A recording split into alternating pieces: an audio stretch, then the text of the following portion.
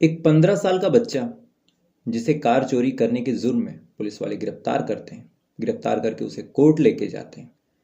Court में जाने के बाद चूंकि अब ये बच्चा था, चोरी का मामला था, तो कोई बहुत बड़ी सजा बनती नहीं थी। इसे थोड़ी बहुत सजा होती है। सजा होने के बाद इसे जेल भेजा जाता है। जेल में भी इसका रवैया बड़ा अजीब था। अपने गार्डों के ऊपर ये हमला करता, अपने साथ के लोगों पे ये अटैक करता, अजीब अजीब बर्ताव करता। पुलिस वाले इसे फिर से कोर्ट लाते हैं। ये सारी बात कोर्ट के सामने रखते हैं। कोर्ट वाले, जिन्हें कायदे से चाहिए था कि इन सारे मामलों को बड़ी गंभीरता से सुने, उसको उसकी सज़ा को थोड़ा सा और एक्सटेंड करें, सज़ा बढ़ाएं, लेकिन कोर्ट वाले उन सारी सज़ाओं को आपस में मर्ज कर देते हैं। यानी जो उसे अलग अलग सज़ा हुई थी, कहीं 5 साल, कहीं 2 साल, कहीं 3 साल, इन सारी सज़ाओं को एक में कर देते हैं। यानी जो मैक्सिमम सज़ा बनती है ये केवल 10 साल की होती है। कोर्ट वालों को, खासकर जो जज साहब थे, उन्हें लगता है कि 10 साल की सज़ा में ये बच्चा सुधर जाएगा, इसकी एक्टिविटी पहले जैसी हो जाएगी, इंसानों में ये आने लगेगा। लेकिन जज साहब की यही गलती आने वाले टाइम में उस पूरे देश के लिए कैसा नासूर बनने वाली थी कि शायद आज भी इस आदमी की याद को लोग भुलाए नहीं भूल पाते। तमाम तरह की डॉक्यूमेंट्रीज इस आदमी के ऊपर बन चुकी हैं। अजीब अजीब लोग इसके ऊपर रिसर्च करते हैं। जितने भी दिमाग के जानकार हैं, जितने भी साइकेट्रिस्ट हैं, जो भी ह्यूमन साइकोलॉजी पे रिसर्च करते हैं, ये सारे लोगों के लिए ये आदमी आज भी एक रिसर्च का विषय है। सारे लोगों के लिए एक टॉपिक है कि एक आदमी इस तरह से कैसे हो सकता है। तो आदाब, नमस्कार, जय हिंद, वंदे मातरम। मैं आपका अपना ठाकुर प्रखर सिंह।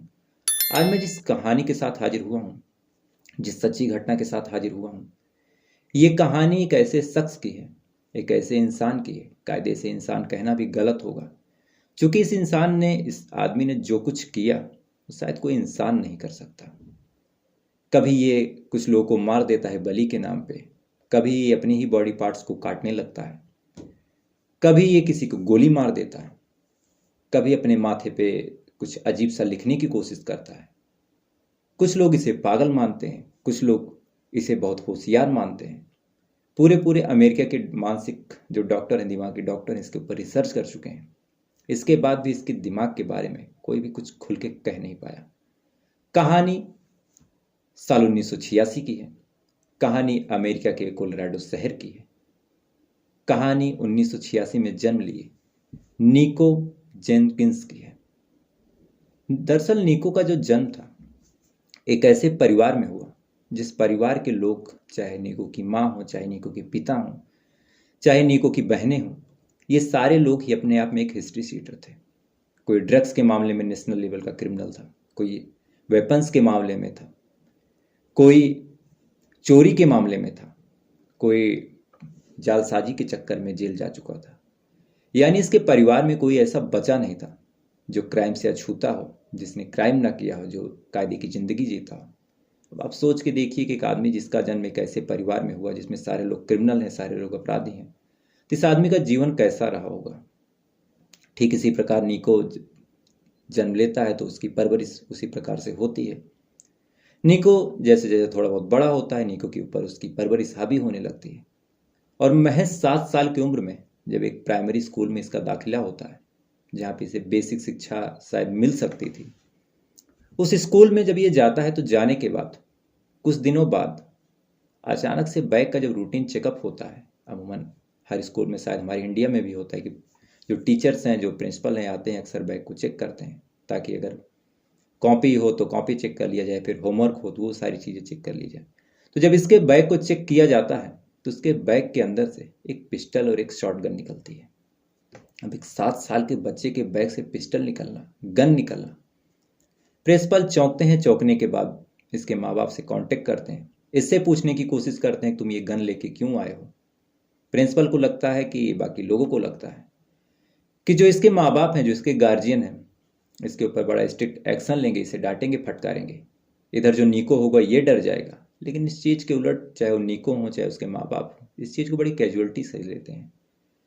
उन्हें लगता है कि ये चीज़ तो बड़ी आम बात है, गन लेके गया, कोई बात नहीं। निको से पूछा जाता है तुम गन लेके क्यों आए, तो बड़े खुशी मन से कहता है कि अपने साथ के लड़कों को डराने के लिए, उनको अपने अंडर रखने के लिए। अब ये बात जब प्रिंसिपल साहब सुनते हैं उन्हें बड़ा अजीब लगता है, लेकिन जब घर वाले ऐसे हैं तो कुछ कर भी नहीं सकते थे। घर के लोग अपराधी थे तो थोड़ा सा प्रिंसिपल साहब डरते हैं, उसके बाद वार्निंग देके छोड़ देते हैं। समय धीरे धीरे बीतता जाता है और जो निको था पढ़ाई लिखाई से एकदम कटने लगता है। ये घर से तैयार होकर पढ़ने के लिए निकलता, लेकिन जैसे ही थोड़ा सा आगे जाता, जैसे थोड़ा सा समय बीतता, ये स्कूल को बंक कर देता और उसके शहर के जितने भी गैंग थे, जितने भी गुंडे थे, ये उनके पास जाता। जाने के बाद बाकायदा बैठता, पूरे पूरे दिन उनके अपराध की कहानी सुनता कि कैसे उन्होंने पर्स मारा था, कैसे उन्होंने मर्डर किया था, कैसे किसी को पीटा था। ये सारी चीज़ें ये सुनता, पूरे दिन इस चीज़ की ट्रेनिंग लेता और बाकायदा अपने जीवन में अप्लाई करने की कोशिश करता। जो कुछ ना समझ में आता उन गुंडों से बाकायदा एज ए मेंटर, उन्हें अपना मेंटर मानता, उनसे पूछता कि अगर ऐसे फंस गए तो इससे कैसे निकलना है, अगर 2 आदमी हो तो उनकी पर्स को कैसे छीनना, उनको मार के कैसे भागना है। यानी कायदे से जहां इसे पढ़ने जाना था, ये वहां पे गुंडई की, मारपीट की, अपराध की एक तरह से कोचिंग ले रहा था गुंडों के पास जा जाके। समय धीरे धीरे बीतता गया, ये थोड़ा सा बड़ा हुआ और मात्र 13 साल की उम्र में, जब ये मात्र 13 साल का था, ये कहीं जा रहा था और इसका किसी से झगड़ा हो जाता है। झगड़ा होता है, उसे बच्चा जान के कुछ कह देता है, लेकिन निको के ऊपर इस तरह से खून सवार था, इसने इतनी कहानियां, इतनी ये सारी चीजें सुन रखी थी कि जैसे ही वो आदमी इसे कुछ बोलता है, ये एक चाकू लेता है, उस आदमी के ऊपर टूट पड़ता है और अपनी समझ से, जितनी इसकी ताकत थी, जितनी इसकी सोच थी, उस हिसाब से इस आदमी को तब तक ये चाकू से मारता है जब तक इसे लगता है कि ये आदमी मर नहीं गया।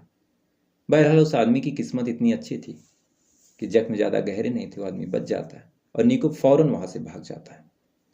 मामला पुलिस तक जाता है, पुलिस खोजने की कोशिश करती है, लेकिन निको की ना कोई आइडेंटिटी थी, ना निको के बारे में कोई बता पाया। निको वहां से बच गया। 1-2 साल और बीता। अब निको को चोरी करने की लत पड़ी। निको कहीं जाता, किसी की बाइक चुरा लेता, किसी की कार चुरा लेता, किसी की साइकिल चुरा लेता और मात्र 15-16 साल की उम्र में एक जगह से ये 2 कार चोरी करते हुए रंगे हाथ पकड़ा गया। पुलिस वाले इसे गिरफ्तार करते हैं, गिरफ्तार करके कोर्ट लेके जाते हैं। कोर्ट में इसकी पेशी होती है, देखने में बड़ा सुंदर सा था। जज साहब इसके ऊपर थोड़ा सा पिघलते हैं, पिघल के इसको थोड़ी बहुत सजा देते हैं। लेकिन जैसे ही ये जेल में जाता है, तो जेल में जाने के बाद इसने जो आतंक मचाया, जो एक तरह से हाहाकार मचाया, उसकी गूंज पूरे अमेरिका में फैलने लगी। ये जेल में जाता है, इसके पास चाहे कोई गार्ड खाना लेके आता, चाहे इससे कुछ कहने के लिए आता, ये उन गार्डों के ऊपर जानलेवा हमला करता, अपने आसपास के कैदियों पे जानलेवा हमला करता। पुलिस इसे फिर गिरफ्तार करती है, गिरफ्तार करके इसे कोर्ट लेके जाती है। जो सारा वाकया था, इसके शुरू से लेके अंत तक की जो कहानी थी, कोर्ट में रखी जाती है। कोर्ट भी इस मामले को बड़ी गंभीरता से सुनती है। जाहिर सी बात है, अब इसे जुवेनाइल एक्ट के तहत नहीं ट्रीट किया जाने वाला था। पुलिस सारे मामले को बड़ी गंभीरता से सुनती है, सारी चीज़ों को जांच पड़ताल करती है और पुलिस को कहीं ना कहीं लगता है, माफ कीजिए, कोर्ट को जब कहीं ना कहीं लगता है कि ये आदमी सुधर नहीं सकता, क्यों ना कायदे से इसे सजा दे दी जाए। लेकिन जो बाकी जो और मेंबर थे एक मत नहीं हो पाते और इसे 10 सालों की सजा दे दी जाती है। यानी जब ये 15-16 साल का था, तभी से 10 सालों की जेल हो चुकी थी। कोर्ट वालों को लग रहा था कि 10 साल ये जेल में रहेगा, वहां पे काम करेगा, बाहर की दुनिया से दूर रहेगा, एक तरह से सुधर जाएगा, अच्छी जिंदगी जिएगा। लेकिन शायद कोर्ट की, जजों की, पुलिस की और पूरे अमेरिका की ये सबसे बड़ी गलतफहमी थी। ये जेल जाता है, जेल में जाने के बाद बड़ा अजीब अजीब बर्ताव करता, कभी कैदियों को मारता, कभी जेलर को मारता, कभी बाकी लोगों को मारता। सारी चीजें इसकी लगातार चलती रही। सजा का टाइम धीरे धीरे बीतता गया और फाइनली साल 2013 में, यानी आज से लगभग 9 साल पहले, अगस्त महीने में ये जेल से बाहर आ जाता है। जेल से बाहर आता है, तब तक बाकी दुनिया के लिए गुमनाम हो चुका था, बाकी लोगों से भी कोई ज़्यादा मतलब नहीं था। बाहर आता है, अपने घर पे जाता है, अपने परिवार के लोगों से मिलता है और लोगों से मिलने के बाद ये फिर से अपने फैमिली बिजनेस को ज्वाइन करता है और अपने पहले शिकार की तरफ। आप सोच के देखिए कि 10 अगस्त साल 2013 को ये जेल से रिहा होता है और 11 तारीख को ही बाकी परिवार के लोगों के साथ मिलके ये लोगों को लूटने का, लोगों को मारने का प्रोग्राम बनाने लगता है। 11 अगस्त को ये सड़क पे निकलता है अपनी दोनों बहनों के साथ और उसी सड़क पे इसे एक फोर्ड कार सफ़ेद कलर की आती हुई दिखाई देती है। ये उन्हें रुकने का इशारा करता है, वो लोग रुकते हैं और जैसे ही वो लोग रुकते हैं, ये अपनी गन निकालता है और उन दोनों के सर पे गोली मार देता है। गोली मारता है, गोली मारने के बाद बाकी पूरे ट्रक को लूटता है, उनके वॉलेट को, उनके पैसे को, उनके क्रेडिट कार्ड को, बाकी चीज़ों को लूटता है। और लूटने के बाद उस ट्रक को एक जंगल के पास जाके, कायदे से कहें तो एक झाड़ी के पास जाके छोड़ देता है और बाकी चीज़ें लेके वहाँ से गायब हो जाता है। थोड़ा समय और बीतता है। 11 तारीख की घटना थी, मामला मीडिया में आता है, ये अंडरग्राउंड होता है। और 17 तारीख को, यानी इस घटना के 6 दिन बाद, इसका अगला टारगेट जो था वो इसका सबसे अच्छा दोस्त था, जिसके साल इसने 10 साल जेल में बिताया था। ये अपने ही दोस्त को, जिसका नाम कर्टिस था, कर्टिस को ही अपना अगला टारगेट बनाता है। दरअसल लगभग 6 महीने पहले, यानी 2012 के लास्ट में, इसके घर पे गोलीबारी हुई थी। चूंकि ये लोग, इसके पूरे परिवार के लोग आपराधिक गतिविधियों में संलिप्त थे, तो किसी से कोई दुश्मनी थी, किसी से कोई रंजिश थी, लिहाजा गोली चलती है। और इसकी बहनों का और इसके परिवार का मानना था कि इस गोली कांड में इसके ही अपने खास दोस्त कर्टिस का हाथ था। अब ये प्लान बनाता है। प्लान बनाने के बाद कर्टिस से कहता है कि जल्दी आओ, कहीं लूटपाट करनी है। अब कर्टिस भी अपराधी था, जेल में इसीलिए बंद था। कर्टिस आता है, आने के बाद इससे पूछता है कि किसको करना है, क्या करना है। अब कर्टिस जैसे कुछ समझ पाता, तब तक ये अपनी गन निकालता है, कर्टिस को गोली मार देता है और उसके भी सामान को लूट लेता है और कर्टिस की लाश को एक गार्बेज के पास फेंक देता है। अब पुलिस के पास ये मामला भी जाता है। पुलिस इस मामले की जांच पड़ताल करती रहती है, लेकिन न कहीं से कोई सबूत था, न कहीं से कोई सुराग था। 17 तारीख के जैसे ही 3 दिन बीतते हैं, 21 तारीख आता है। तो 21 तारीख को एक महिला, लगभग 32 साल उम्र थी, उसके 3 बच्चे थे।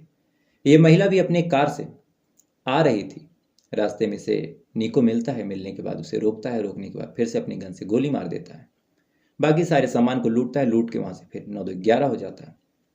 अब एक ही शहर में अचानक से एक 10 दिन के अंदर 4 लोगों का कत्ल हो जाना। अब जैसे हम लोग हिंदुस्तान में रहते हैं, तो हमारे यहाँ जो शहर होते हैं वो भी बहुत बड़े होते हैं, तो इलाका बहुत बड़ा लगता है, तो लोगों को एक शहर में चाहे जितने कत्ल हों, किसी को खास फर्क नहीं पड़ता। लेकिन अमेरिका जैसे देश में, जहाँ की जनसंख्या कम है, वहाँ की शहरों की जनसंख्या भी बहुत कम है। तो आप सोच के देखिए, ऐसे छोटे छोटे इलाकों में जब कत्ल होगा, 10 दिन के अंदर 4 कत्ल, तो पुलिस वाले कुछ ज़्यादा ही हरकत में आते हैं। हरकत में आने के बाद जगह जगह से CCTV कैमरे, बाकी चीज़ों को जब खंगालते हैं, तो जो सारी चीज़ें इशारा कर रही थी, ये इशारा नीको की ही तरफ आ रहा था।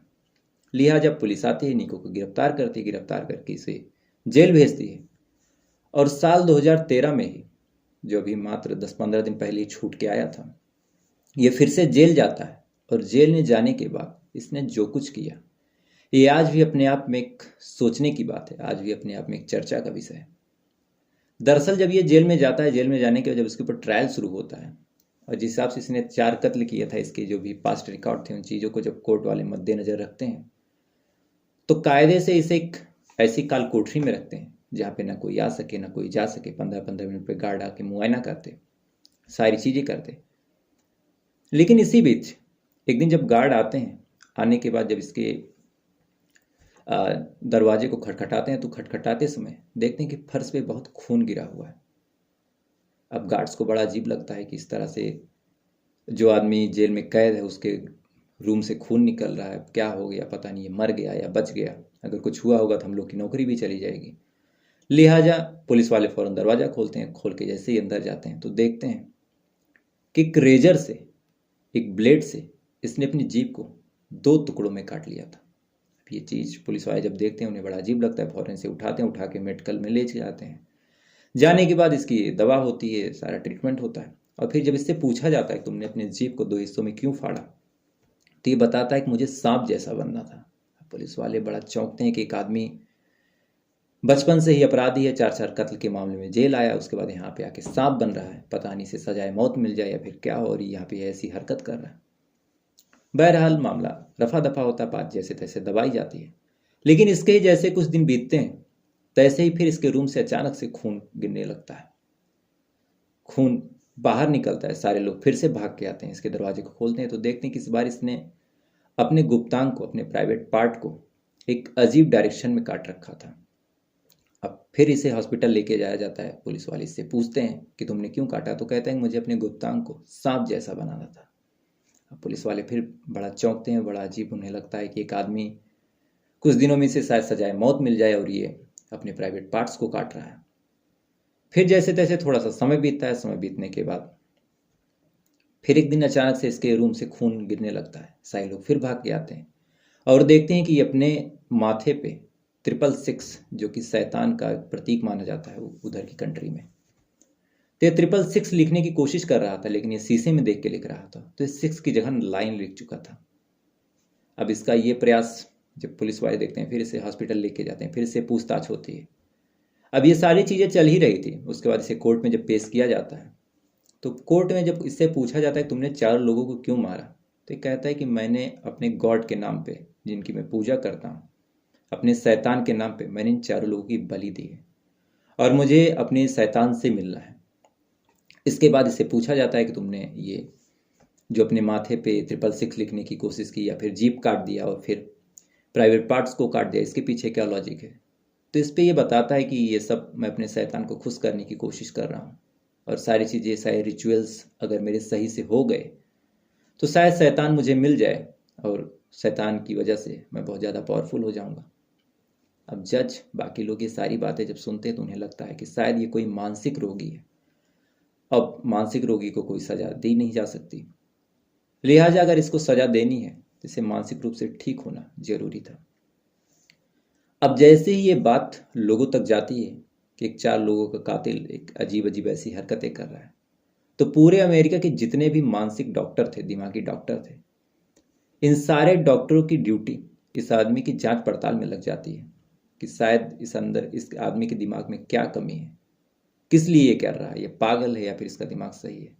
तो आप सोच के देखिए, पूरे अमेरिका के डॉक्टर इस बंदे पे जांच करते हैं, रिसर्च करते हैं, और कोई भी आदमी ये नहीं बता पाया कि ये मानसिक रूप से बीमार है। सबका यही मानना था कि ये सज़ा से बचने के लिए इस तरह की हरकतें कर रहा है। अब ये बात जब कोर्ट में जाती है और कोर्ट वाले इस बात को सुनते हैं कि एक आदमी जो सज़ा से बचने के लिए अपने बॉडी को इस तरह से काट रहा है, इस तरह से अजीब अजीब हरकतें कर रहा है और 4 लोगों को मार चुका है और पहले भी कई सारे आपराधिक मामलों में ये संलिप्त था, तो कोर्ट को लगता है कि इस आदमी को खुली हवा में कभी सांस लेने नहीं दिया जा सकता।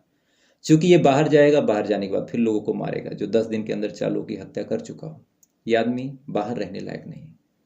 बहरहाल साल 2017 में 3 लोगों की एक जुडिशरी बैठती है, 3 लोगों के आगे बहस होती है, सारी चीज़ें होती हैं, और 3 में से 2 लोगों ने अपनी राय दी और इस राय में इस आदमी को सजाए मौत दे दी गई। और इसके साथ ही ये बात भी कही गई कि अगर इस आदमी को किसी भी वजह से अगर सजाए मौत ना दी जा सके तो इसे 450 सालों की उम्र कैद दी जाए, यानी या तो इसे मार दिया जाए, यानी इसे 450 सालों तक जेल में रखा जाए, यानी चाहे जो किया जाए, किसी भी सूरत में ये जेल के चार दीवारी के बाहर ना आ पाए। अब ये सजा, ये फैसला जब हुआ तो ये भी अपने आप में बड़ा अजीब फैसला था, चूंकि ऐसे फैसले बड़े कम होते हैं। बहरहाल पूरे अमेरिका के लोगों ने एक तरह से राहत की सांस ली, और जब भी इसके इंटरव्यू को, जब भी इसके वीडियो को फिल्माने के लिए कुछ पत्रकार इसके सामने गए, तो इसने ऐसा लुक दिया, इसने ऐसा रिएक्शन दिया जिसको देख के ऐसा लगता है कि मानो ये जिसके साथ बैठा है ये उसको भी मार डालेगा। इसी वजह से कई लोगों का मानना है कि इस आदमी ने जिसको भी देखा, अगर इसी अकेले में कहीं पा गया तो जरूर से उस आदमी को मार डाला। तो फिलहाल ये थी पूरी कहानी कैसे हैवान की, जिसने 10 दिनों के अंदर ही 4 कत्ल किए, लेकिन इसकी जो हरकतें थी इतनी अजीब थी कि ऐसी मिसाल शायद ही दुनिया में कहीं मिली हो। तो उम्मीद है कहानी आपको पसंद आई होगी। कई लोगों की कुछ नाराजगी है, चाहे वो सनी भाई हो, सनी भाई ने मुझसे कहा कि आप से मैंने कहा था कि बैकग्राउंड म्यूजिक चाहिए। अब बैकग्राउंड म्यूजिक की बात भाई बस इतनी सी है कि कुछ लोगों को पसंद आता, कुछ लोगों को नहीं आता, और जाहिर सी बात है पसंद आए ना आए वो भी एक चर्चा का विषय है। लेकिन इस चीज़ के उलट अगर मैं कोई बैकग्राउंड म्यूजिक यूज करता हूँ, बड़ी सिंपल सी बात है ना, मेरे पास कोई टीम है, खुद रिसर्च करता हूँ, खुद रिकॉर्ड करता हूँ, खुद अपलोड करता हूँ, सारी चीज़ें खुद करता हूँ। अब अगर मैं किसी बैकग्राउंड म्यूजिक के चक्कर में पढ़ूँ, उसकी कॉपीराइट के चक्कर में पढ़ूँ, पता चले कभी कॉपीराइट आए चैनल पे, उसका भी इफेक्ट पड़े। बड़ी मेहनत से मैंने ये चैनल बनाया, बड़ी मेहनत से मैंने ग्रो किया, जो भी 3,000 से ज़्यादा सब्सक्राइबर आज हुए हैं। आप लोग का प्यार है, बड़ी मेहनत से लगातार मैं वीडियो डाल रहा हूँ, तो मैं किसी चीज़ में, किसी बवाल में पड़ना ही नहीं चाहता। उम्मीद है आप लोग मेरी बात को समझेंगे। मेरे पास कोई बहुत बड़ी टीम नहीं है, मैं अकेले रिकॉर्ड करता हूँ, खुद रिसर्च करता हूँ, खुद एडिट करता हूँ, खुद अपलोड करता हूँ, खुद थंबनेल बनाता हूँ। तो आप सोच के देखिए कि कभी कहता नहीं आपके सामने ये बात, लेकिन अपने आप में बड़ा मुश्किल काम होता है। तो खैर ये थी पूरी कहानी। अब आपसे कल फिर मुलाकात होगी किसी दूसरी कहानी के साथ। तब तक अच्छे रहिए, खुश रहिए। जय हिंद, वंदे मातरम।